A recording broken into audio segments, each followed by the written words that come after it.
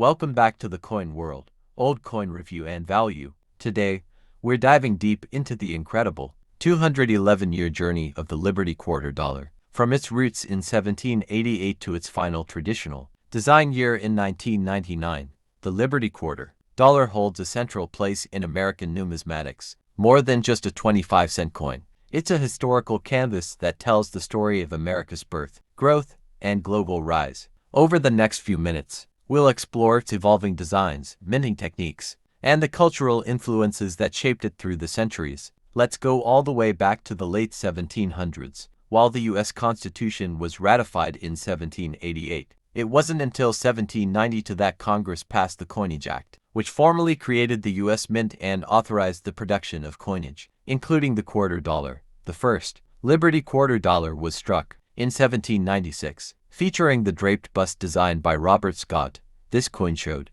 liberty in classical European style, paired with an eagle on the reverse. Only 6,146 of these were minted, making them exceptionally rare and desirable today. It marked the beginning of the liberty motif in quarter dollar history. After a one-year mintage, the quarter was not struck again until 1804. Then came the draped bust with a heraldic eagle reverse, which lasted through 180. In 1815, production resumed with the capped bust design. Introduced by John Reich, it showed liberty with a cap and more American styling. The capped bust quarters had two design types: the large size 1815 to 1828 and the reduced size 1831 to 1838, both reflecting shifts in coinage technology. These coins were hand engraved and struck on screw presses, meaning each die was slightly different, a feature that excites collectors. Today, in 1838, the U.S. Mint unveiled the seated Liberty designed by Christian Gobrecht. It depicted Liberty seated on a rock, holding a shield and a pole with a Liberty cap. This design symbolized national pride and unity in a rapidly growing country. It lasted until 1891, the longest-running quarter design at that time.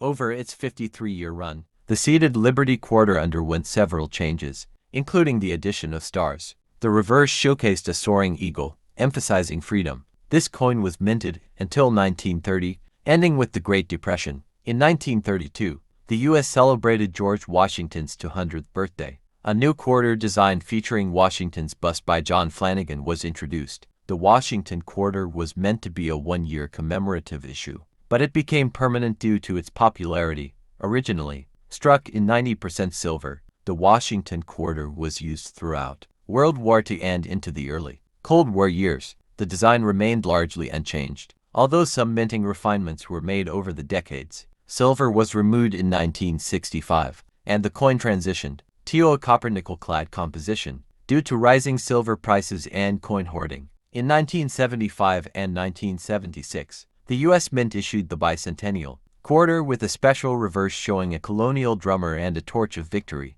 These quarters were struck with dual date, 1776 to 1976. And minted in large quantities for both circulation and collectors. Special silver-clad proof and uncirculated sets were also produced at San Francisco, reviving the use of silver in limited releases. The bicentennial quarters remain iconic and are often the first collectible coins people remember from childhood. In 1999, the Washington Quarter underwent another transformation with the launch of the 50-state quarters program. While the obverse remained the same, the reverse began changing each year to represent a different state, starting with Delaware. This marked the end of the classic Washington Quarter reverse that had lasted since 1932. Throughout its life, the Liberty Quarter was struck at multiple mints: Philadelphia No Mint Mark, Denver D, San Francisco S, New Orleans O, and Carson City CC. Mint marks can make a dramatic difference in value. For instance, the 1916